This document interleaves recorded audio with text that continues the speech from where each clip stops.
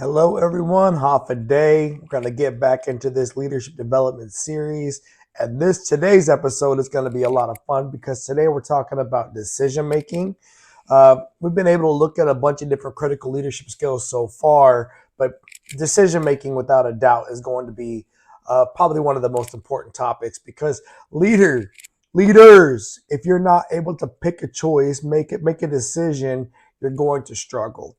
And as we work our way through today's conversation, lesson, however you want to look at it, just understand being risk adverse or being worried about always making the right choice is probably not going to be in your best interest.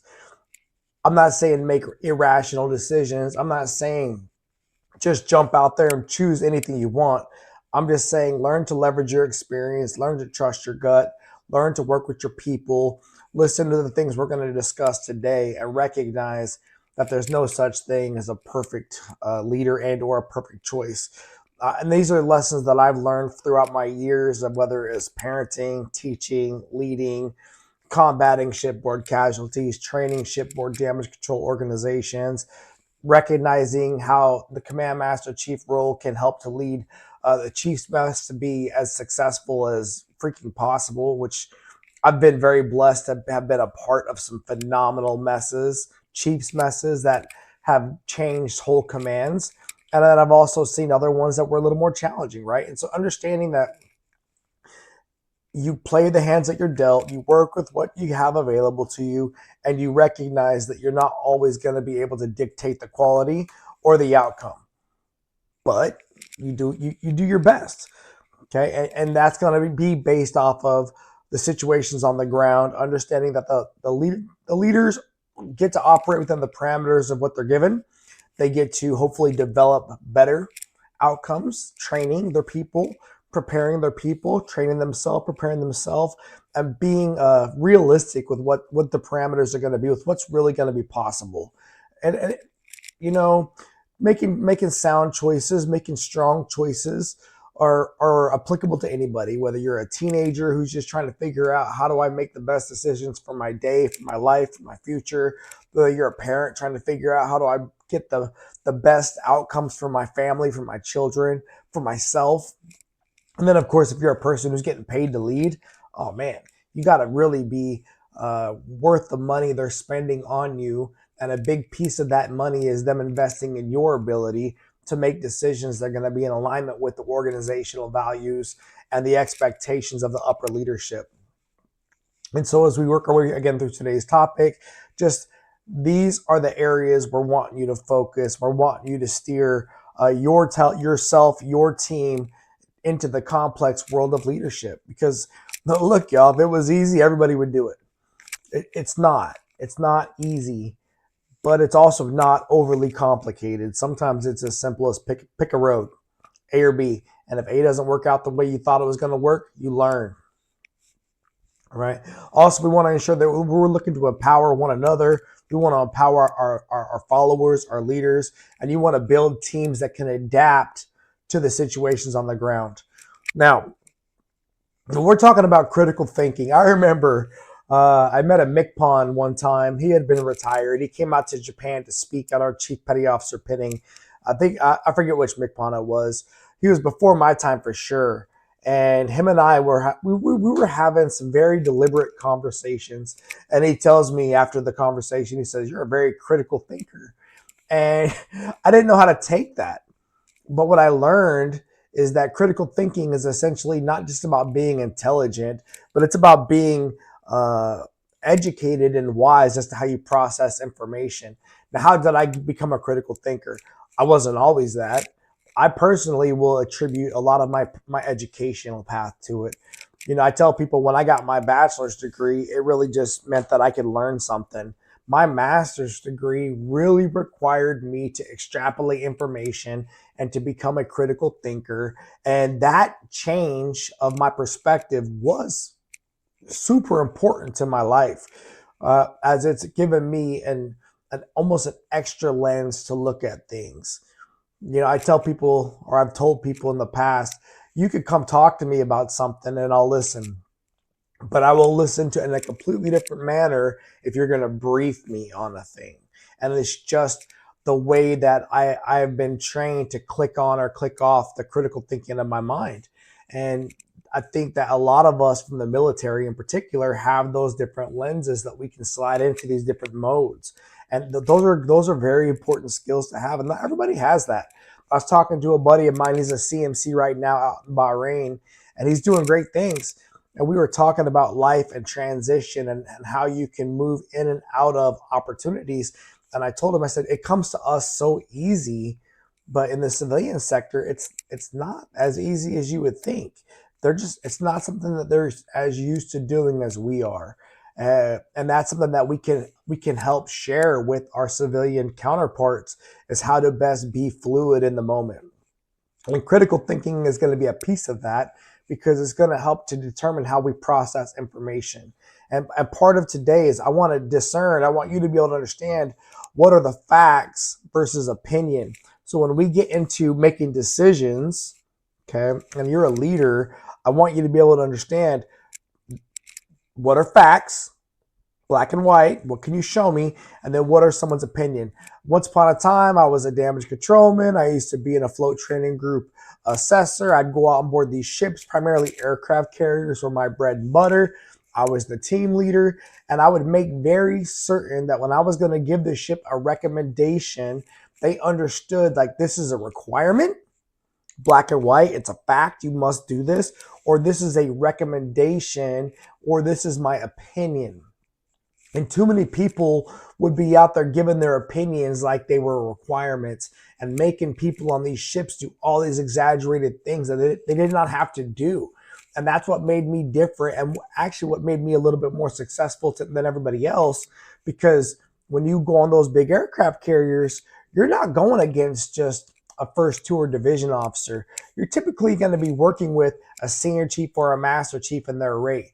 You're going to typically be working with a full commander as the chief engineer, a full lieutenant commander who's going to be typically the DCA, a warrant officer that's going to be the fire marshal. So these are people that are going to have been around for a while, and they're just as professional as you are. And so if you go in there and start saying things that aren't all the way accurate as far as black and white guidance, you might get your butt kicked. And so for me, when it comes down to making a decision and I'm trying to gather the facts, I would recommend maybe you consider generating a checklist. What is the checklist? What are the indicators? What are the requirements that we're going to need to make this choice? And how can I lay out this data so I can best look at it? Or if I'm going to have my people go gather the data, how can I best ensure that they covered all their bases? Or what if it's already been created? There are so many things in this world that people have already done before us, that sometimes we're out there reinventing the wheel, when all you have to do is go back to the organization and say, hey, has anybody ever had this problem before? If so, how did they conquer it? Okay. Again, don't just take data at face value. I always want you to question, what's the source? Where'd you get the data from? And what is the agenda the data may have? Unfortunately, people may skew numbers or may skew data. And again, it may be somebody's opinion versus somebody's fact. So you got to look at that. But looking for black and white evidence, looking for concrete numbers, not things that are just, this is how it's always been done. Tribal knowledge is always a problem. As a leader, I would always almost, unless I've done it personally, I almost always question, why are we always doing something the same way every time? Now, if it's not broke, don't fix it. I get that part. But innovation, questioning attitude, always trying to improve. Or, oh, by the way, God forbid, something bad happens, and then you find out we're not following the book and you're held accountable for that. None of those are good excuses, right? Those are all valid reasons unfortunately, for why you failed. And so as leaders, we have got to look to figure out what are the methods that are tried and true. And then if you want to have best practices, my advice is codify them. Put them in some sort of an SOP and get the approval from everybody in the organization so you can train to it with all your people.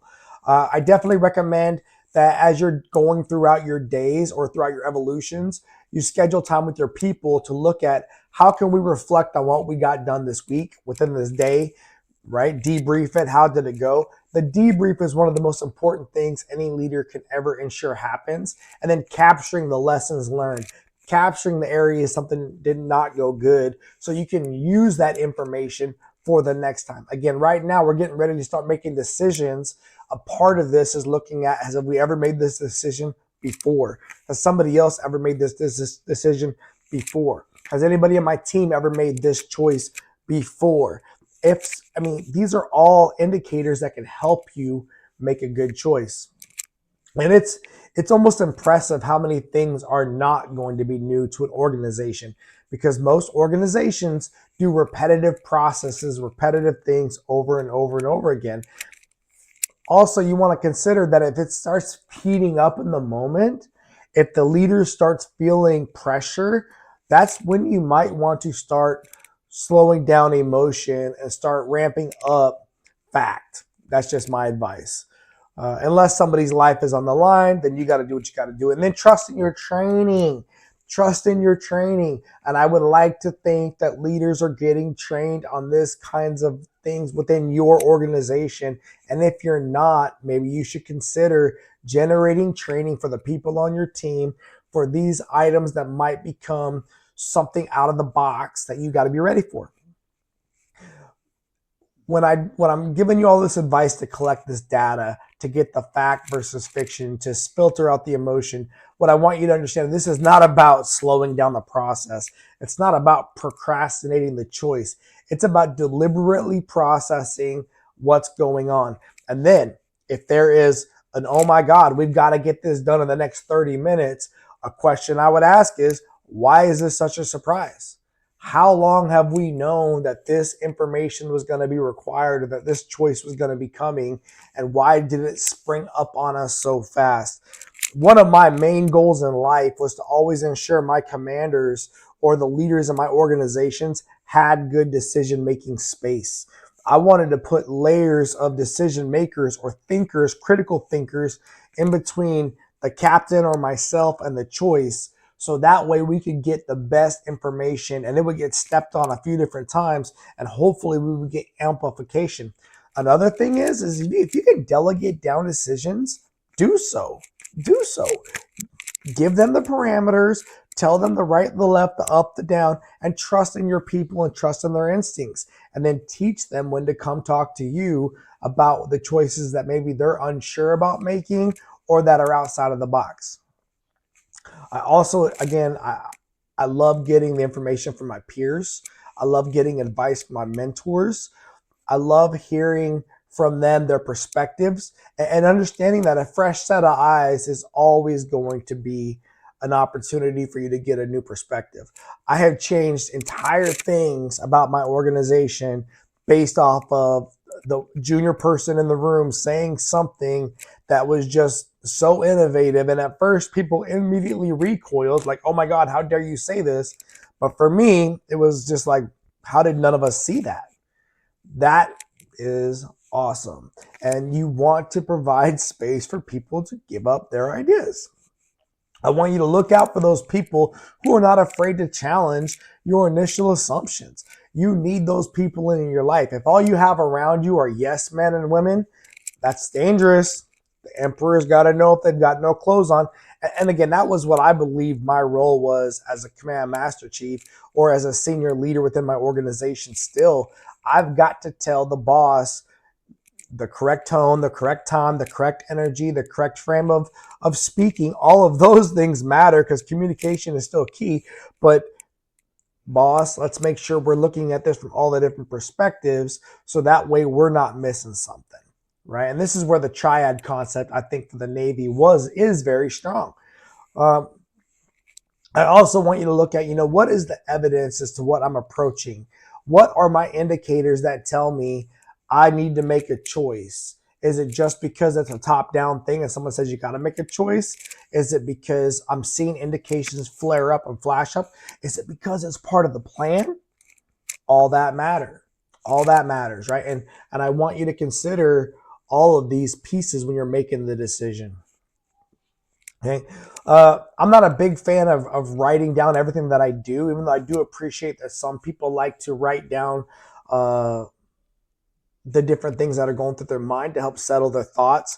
I was talking to my mom yesterday, and she was talking about how when she does something that wasn't part of her daily plan, she then will write it down on her plan then just to check it off, right? And I said, well, yeah, you gotta accumulate, you gotta show that you did it to give yourself credit for it later. And I'm still a big fan of, at the end of every day, I list out everything that I did. I list out everything I'm going to do the next day. And so when I come back in the next day, I'm able to review that list, and away we go. I learned that on recruiting duty back in freaking 2002, having to do the daily production review with the recruiter in charge, and learning how to assess, did my plan go as I thought it was going to go? And did I accumulate production like I had projected? I still use that to this day. And looking back at those kinds of schedules, looking back at those kinds of plans, you could see if you've got some weak points in your logic or in your strategy or in your planning. And it's going to give you some data. And it's going to teach you to have evidence-based reasoning over just trusting your gut, which I love trusting your gut. I do. I love trusting in instincts, but unfortunately we can have biases. We can miss opportunities due to being in a comfortable position. Humans can be complacent, and you have got to always be looking to counter those things. I remember we'd be on the ship, and I was underway. Well, we did a 6-month deployment on the Ashland the summer of 2017. So the summer of 2017, we had a couple major ship collisions. We lost some Marines off of the back of one of our sister ships off the coast of Australia. And the Ashland, we were on station for that. We helped participate in the man overboard to respond to that casualty. We lost an aircraft off of one of the aircraft carriers in the 7th Fleet AOR. So it was just a very challenging time for the 7th Fleet. And I remember me, the captain, and the XO at every brief, before and after all of these things happened, one of us was always putting the fear of God, essentially, in everybody in the room, saying, hey, we know that tomorrow we got this evolution that we think we've all done a million times, but is tomorrow the day we're not going to pay attention and someone's not going to make it home? And one of us would always say that. And I know people thought, God, you guys are such downers. Why do you always have to bring that energy? Because the fact was, tomorrow, it could be the day. We wanted everybody to respect it like it was the first time. I remember being taught this when I was a young sailor, and using this same language for all of my future sailors that I would train, is treat every watch like it was your first watch. Nothing like being the first time you ever stood a watch station and you were actually the qualified watchstander, and you weren't a UI, or you weren't reported to somebody else immediately and you had the whole thing. That was a big deal. Treat every watch like it was your first watch. Treat every evolution like it was your first evolution.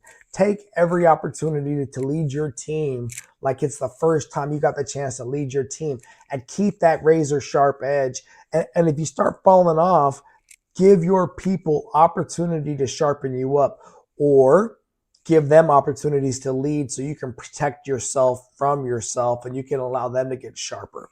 Just my advice. And if you recognize you're having biases or challenges with biases, I would recommend you review your past decisions and look at why am I biased against going this direction?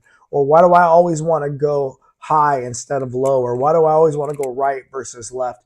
And encourage that conversation, especially if there's time to have it. Why not? What do you got to lose?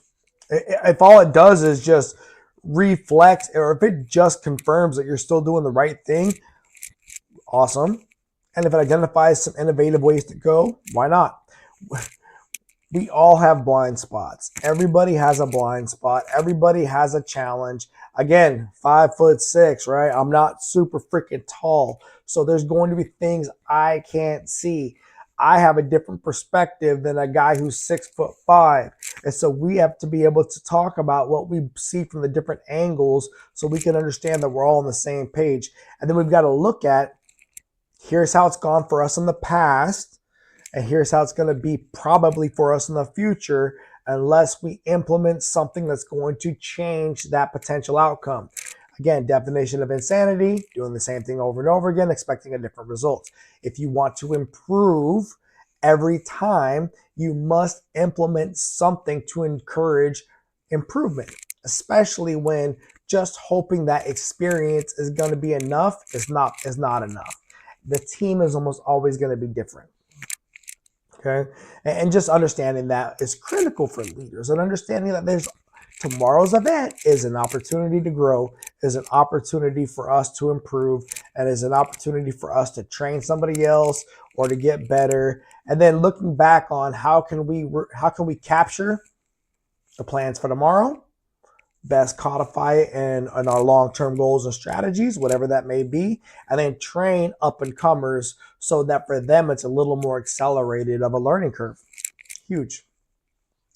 I love data for all of these reasons, and data really can change everything in an organization, especially if you know how to use it appropriately.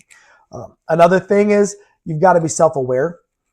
I love that people trust me. I do. I appreciate that, but I'm also afraid of it, right? And so I will ask them to question me. I will ask, whether it's my students, whether it's my family, whether it's the people that I served with.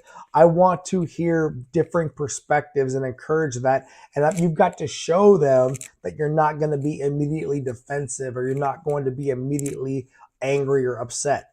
But I also believe we need to have candid conversations, and they shouldn't always take it as, oh, well, I didn't mean to make you mad. It's not about being mad.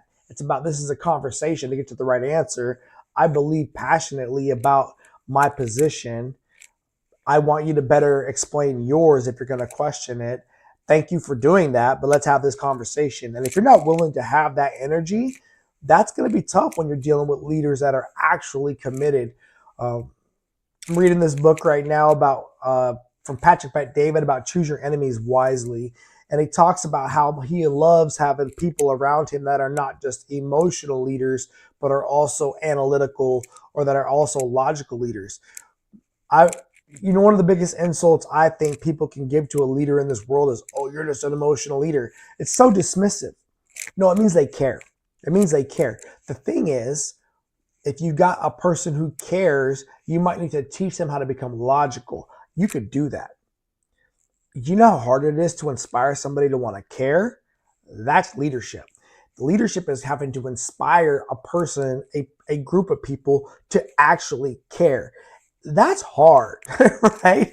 So if you've already got people around you that already chose to make the decision to care, don't dismiss them by calling them emotional. Be thankful you've got people that already care, because there's other leaders out there that have whole teams of people that they just got the job for the money, but they don't really care about what they're doing.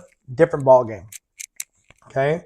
And I tell you that because not everyone has the same leadership challenges.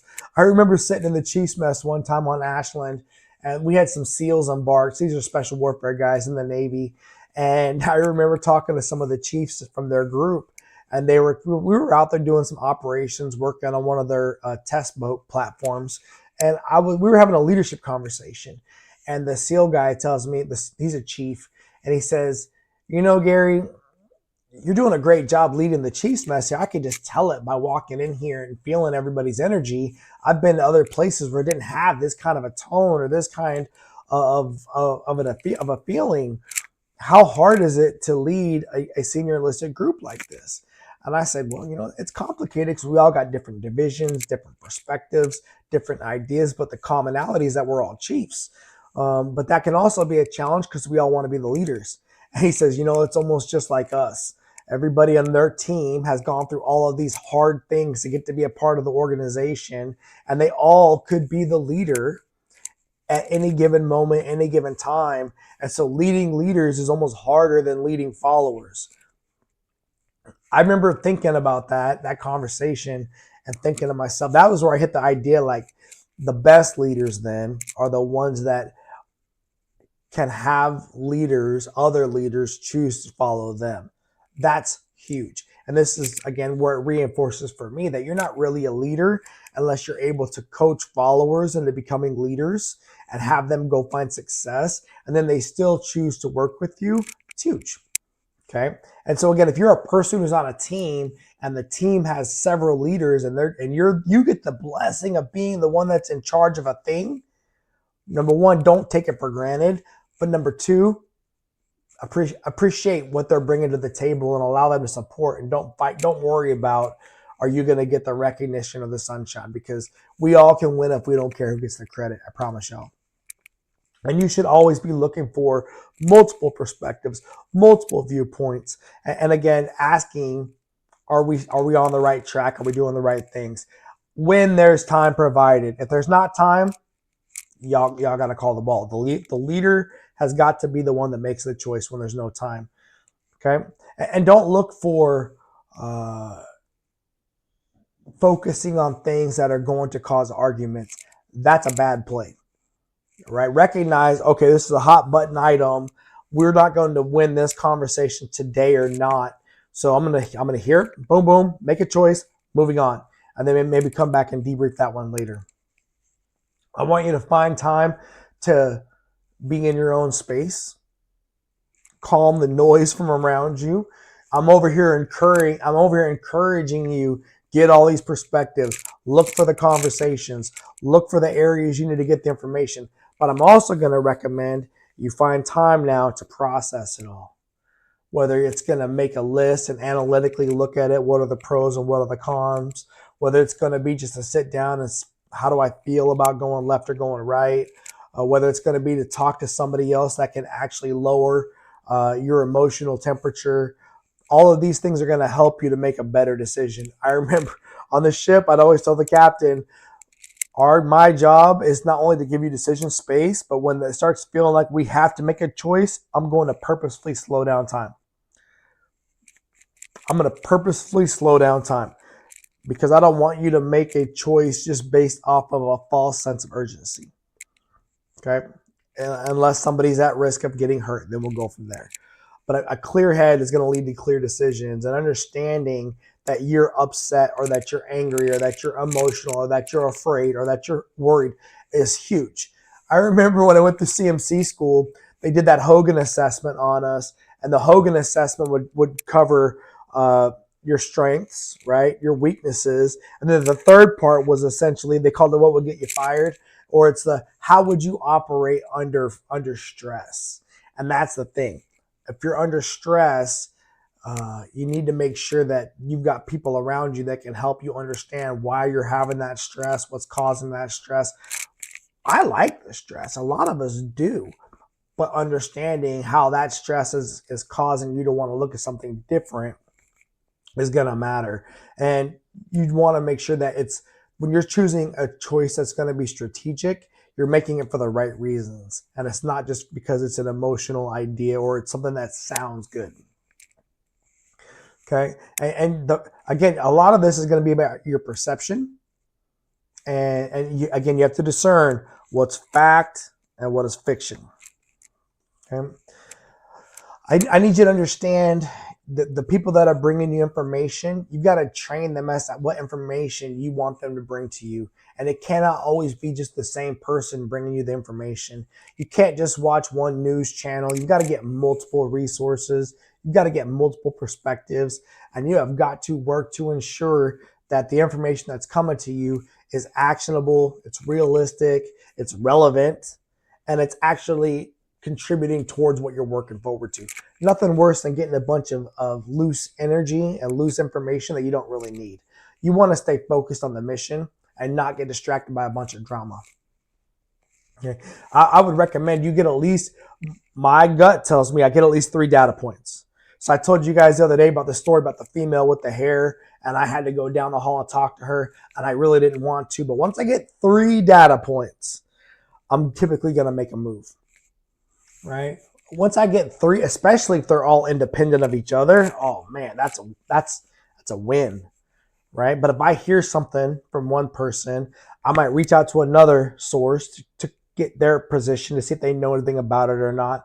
And then typically by then a third one will come in, then I know, right? We call that triangulation of data sources. And it's a good way to confirm information as you're going to go out there and figure out what you want to do next.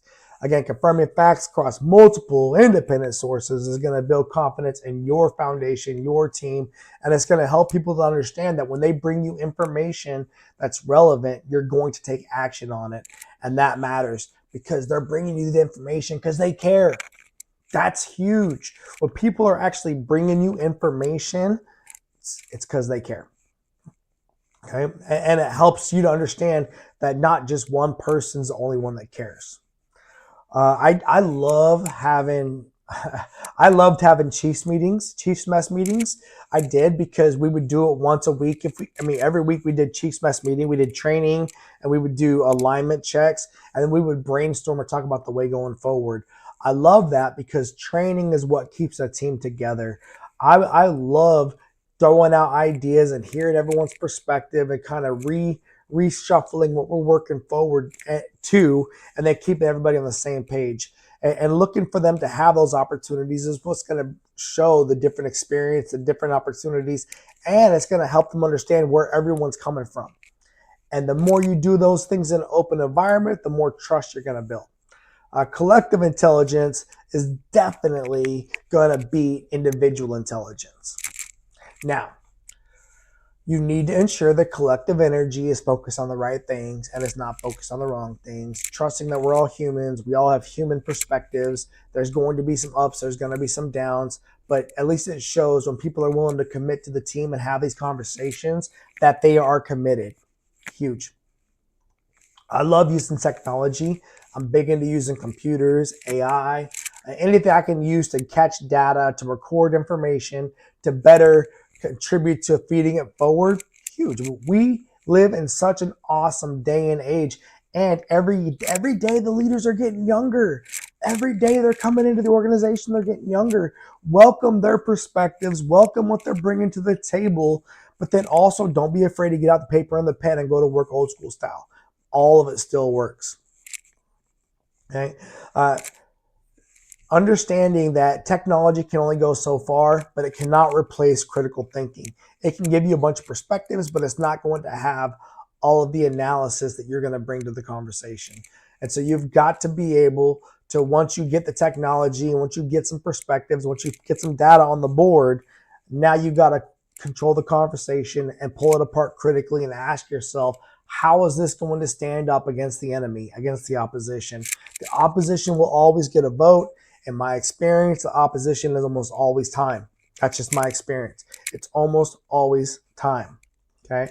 I love using decision matrices, pros, cons, what matters more, what are red lines, what are single points of failure, how can we ensure that everything that we've got to do is going to meet on time.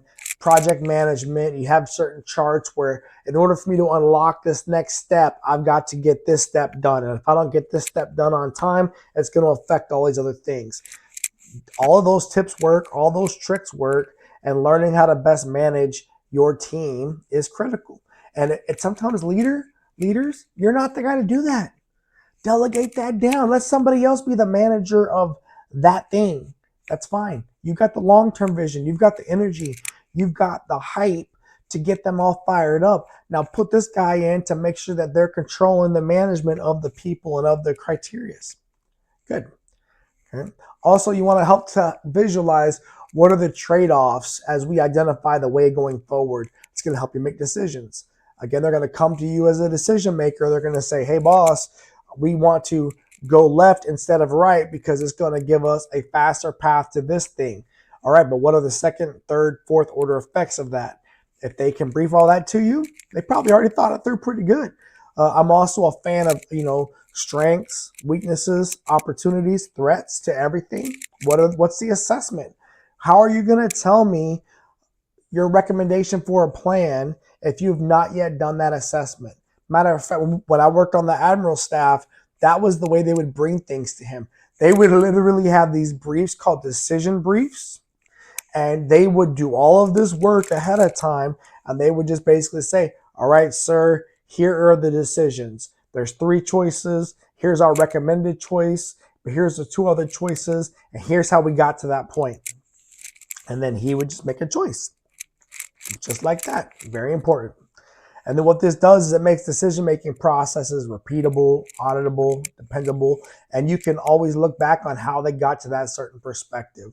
And you can figure out what works, what doesn't work, and it's going to help you to be very deliberate in your decision-making. I always want you to be trying to be a continuous improvement entity or organization, no matter what. After every decision, after every meeting, after everything that you've gone through, reevaluate it, look to how we did good, what were the areas we could have done better, and at a minimum, implement training for the next generation that's coming up, because a lot of our organizations are not just going to stop because we got one thing done right. Okay. And what this is going to do is it's going to empower the people in your team to help contribute to the decisions or to the training or to the debriefing or to the documentation. It gives them all a chance to be involved. Okay. A couple other things. If you're coming up against a choice and you're not quite sure where to go, step one, widen out the options immediately. Okay, you're going to tell me I got to go left. Why can't I go up? Why can't I go down? Why can't I go around? Why can't I go right? Why can't I go through? Give me more reasons than just I have to go left. So number one, widen your options. There's got to be at least 2 to 3 to 4 more options as to where you're going to go. Okay, you're going to get there through brainstorming, through just like I just showed you how to analyze that different perspective. And I want you to consider what's quantity over quality. Why? One of my favorites is why not just go the fastest way possible?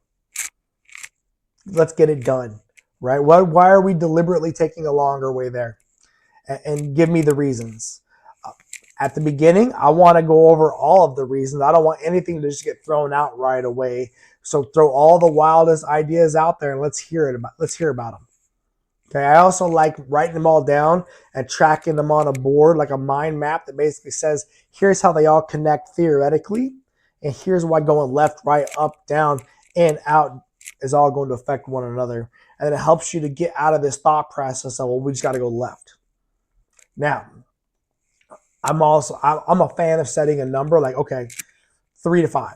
That's my quota typically. I don't need 100 because we'll be here all day. But so you give me 20 ideas quickly, great. Now let's sort it down to 3 to 5 so we can move forward. Okay, and it doesn't have to be. I love both and instead of either or. I love both and. It could be both or it could be this one and that one, right? Vice, well, it has to be this one, either or that one.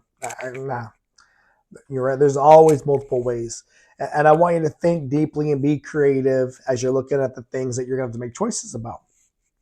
Okay. And look to ensure you're given a diversity of thought, diversity of perspective, diversity of opinion.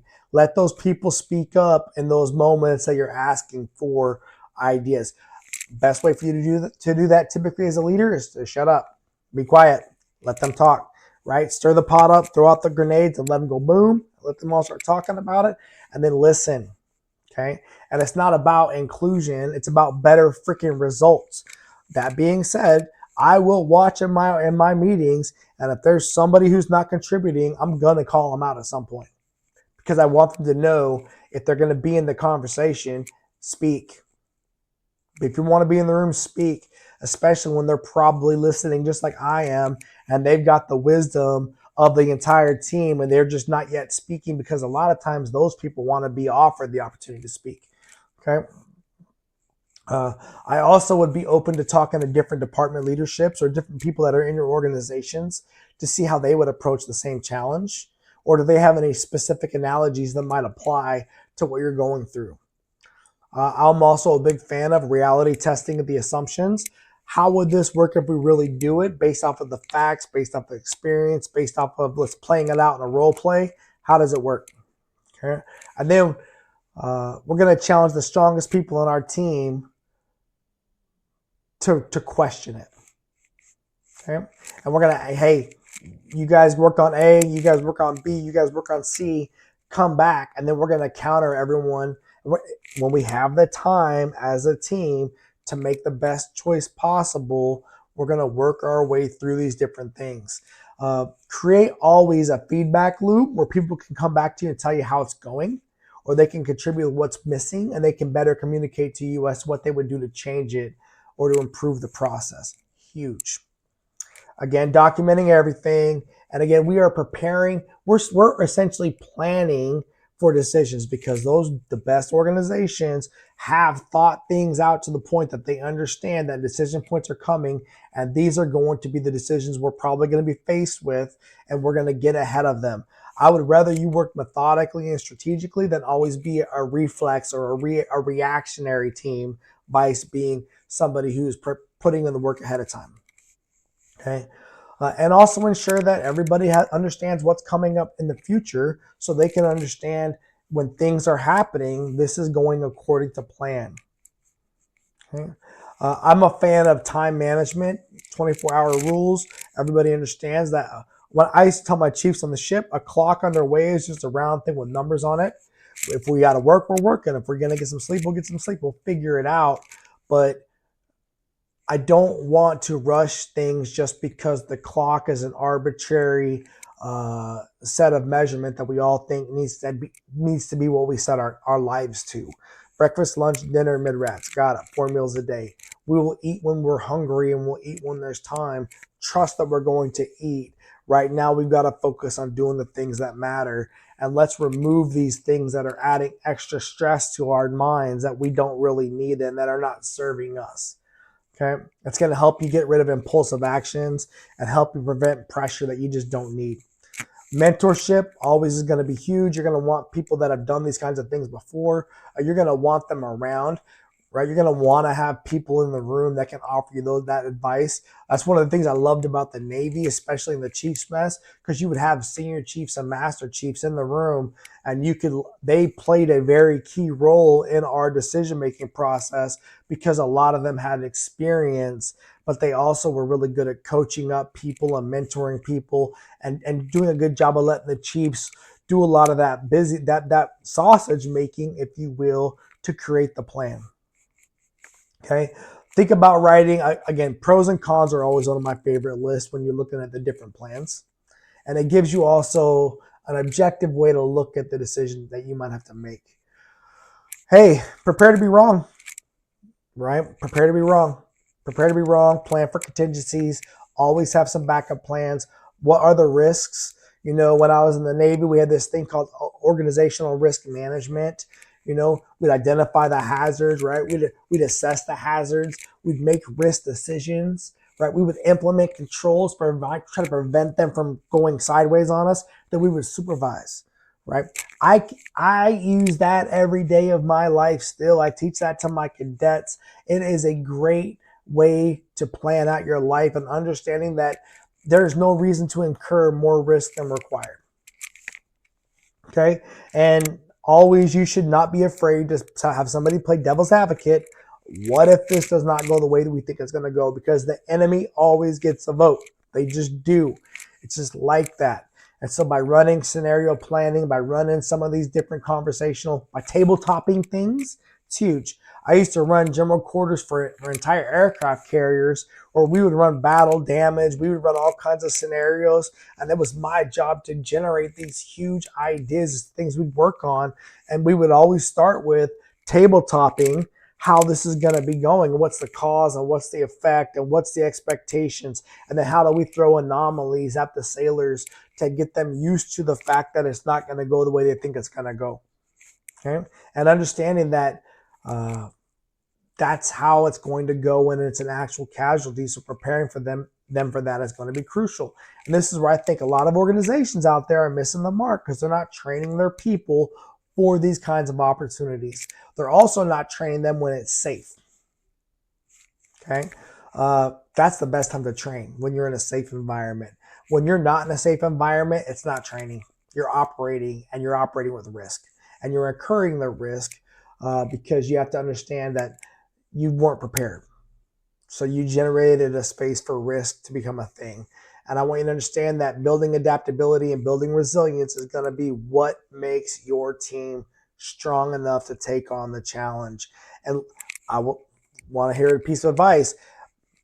Keep track of all the risks you take in during a week, and then have them all debriefed at the end of the week. Here's the areas we incurred risk. I used to hate when I would find out that people were making decisions on behalf of the commanding officer that he had not delegated or that had incurred risk on his behalf, but he had no idea about it. That was a foul on the play. That's a flag. Flag on the play. You do not get to take risk on his behalf without giving him the courtesy of a conversation, right? And that's the same thing for a kid taking a risk for themselves. That's actually a risk for the parent or a teacher or whatever it is. Like, people need to understand that if they're going to risk something, that they have got to communicate with the people who also share in that risk. Otherwise, it's an unfair place for them to be operating from, and they're breaking ethical codes. Huge. And if you can generate a risk tracker that people can then be trained to, like, here's where we took risks this week. Here's how come we failed to see the risks coming.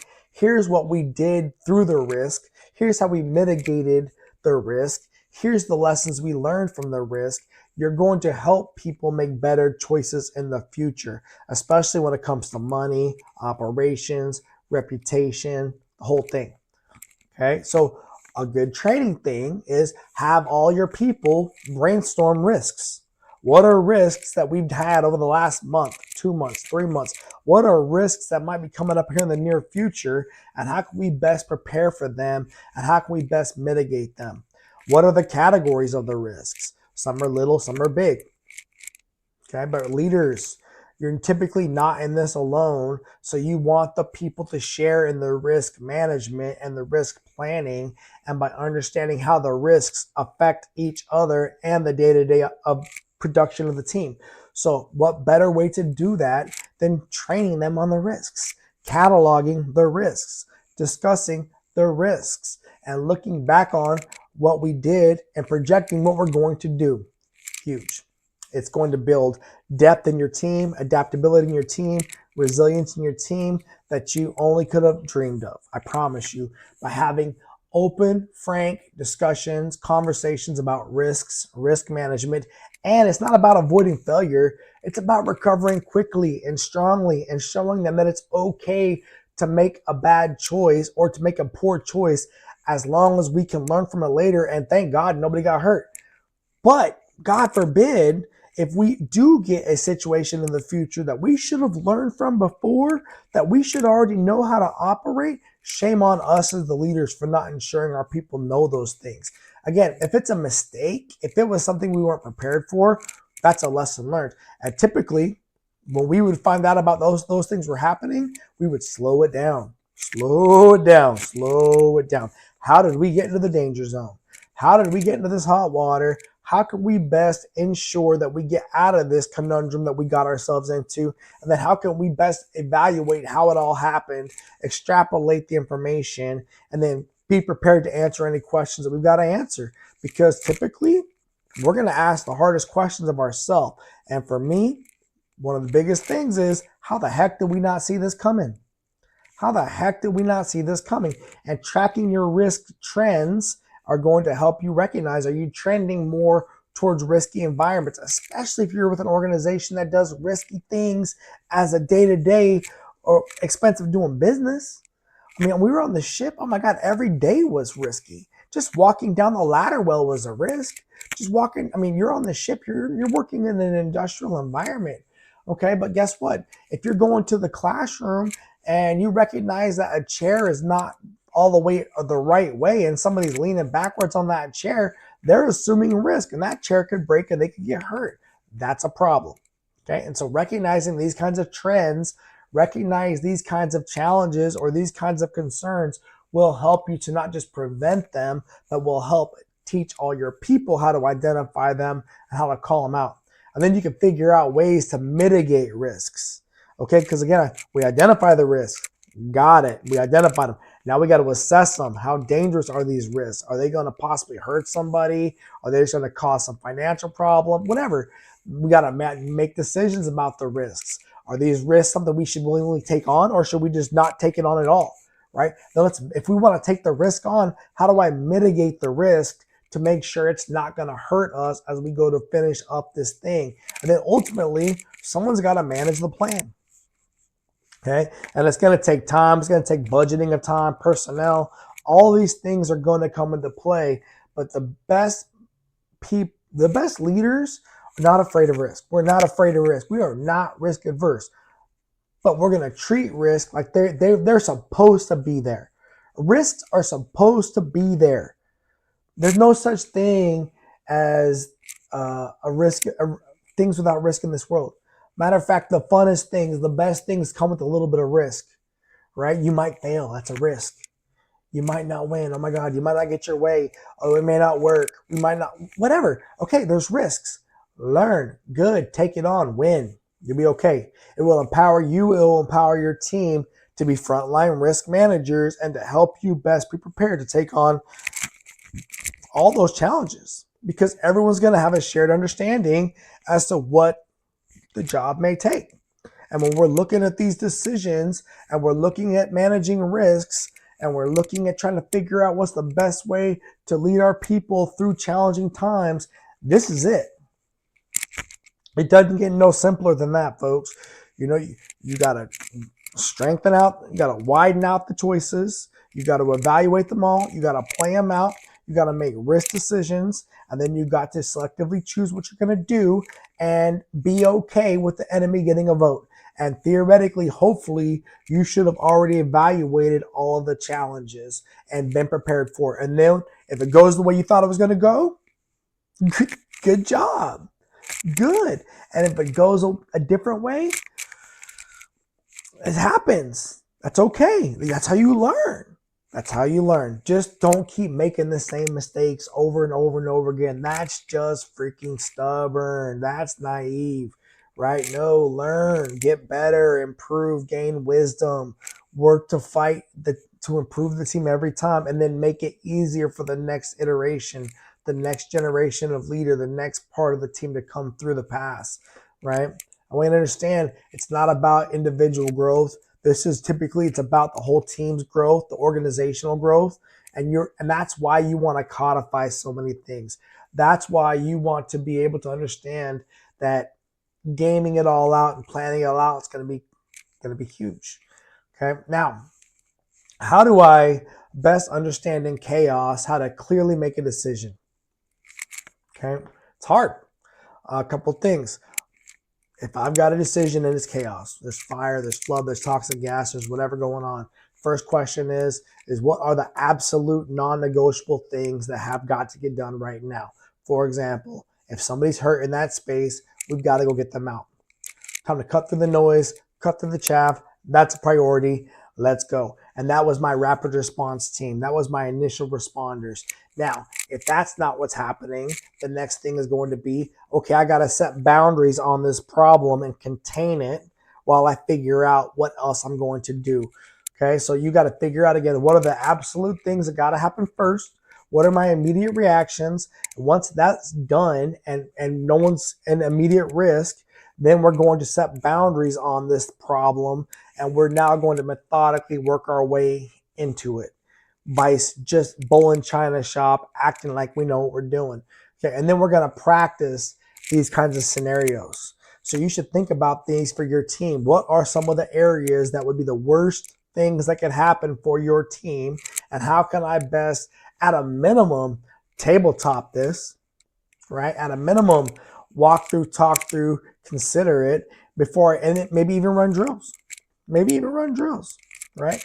Do some sort of training. Figure out, well, how can you best prepare for those moments so that way when it's actually happening, it's a real world casualty, people they have experience to fall back on for at least the immediate reactions, for at least the immediate response things, and then they can talk to people and figure out what to do for supplementary actions, right? When stress hits, you go on to fall back, or you train like you fight like you train. Y'all have heard that before. That was one of my favorite sayings in the Navy, because, you cannot simulate the heat of the fire. You cannot simulate the blood when somebody's really hurt, or when they're really, really going through something, or when a person's really thinking about doing something crazy and they've got to get an immediate response by a friend or by a shipmate or by a teammate that's going to recognize the indicators and jump in there and help them. And so this is why you want to build these scenarios, this training opportunities for people to be ready for whatever the things are your organization need to make decisions on. And for leaders, you have got to use this training as a chance to not only train your people as to what you want them to do, but also how to work on yourself. So you can better understand, hey, if I make this choice, how's it going to affect them? Or if I make this choice, are they going to expect me to make that choice because it's what I trained them on? Oh, if I'm going to make a choice that's different than what I trained them on, I'm probably going to have to owe them some feedback as to why I made the choice differently. That's true. Okay. Uh, Again, your gut is typically going to be an accumulation of your experience and your wisdom, and that's going to be okay in crisis as long as everybody has an idea as to why you're going the way you're going, at least in my opinion. Okay. It's about informed intuition, right?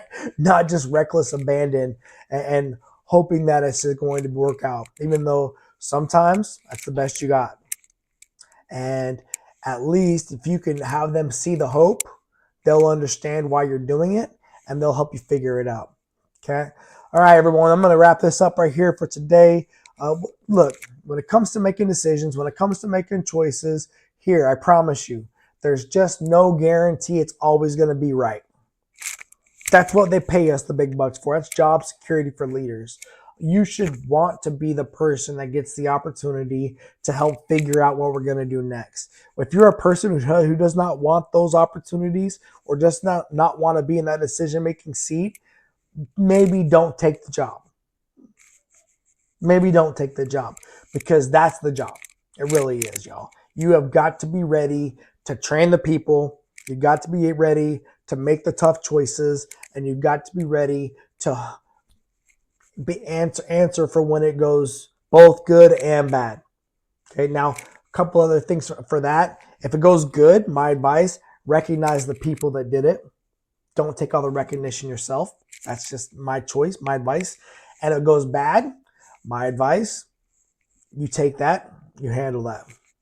Okay. And trust me, if people made bad ethical choices, it's going to come out in the wash. But ultimately, it's our choice, it's our team. We've got to get them prepared. At a minimum, it's going to be, well, I failed to prepare my team, boss. I've got to figure that out, right? And every day is an opportunity to improve. Nope, tomorrow could be the day that it's all going to go sideways on you. Are you ready for that? You'll sleep better at night knowing that you guys are putting the work in as a team to build forward. I promise. Okay, I'm going to wrap up today's video with today's topic. That was making risk decisions. That was understanding risk. That was decision making. And that was hopefully giving you some ideas as to how to get clarity when you're under stress or going through a lot of challenging things. If you like this content, if you're interested in what I'm talking about, please like, subscribe, share it with a friend. This video is going to go back into the video pipeline for baseline leadership training. And the idea here is that you understand that typically we're not born leaders. We have to work our way up through the chop chain. And by having these kinds of conversations, it will help you to get there. Okay, thank you very much for your time, and I'm out.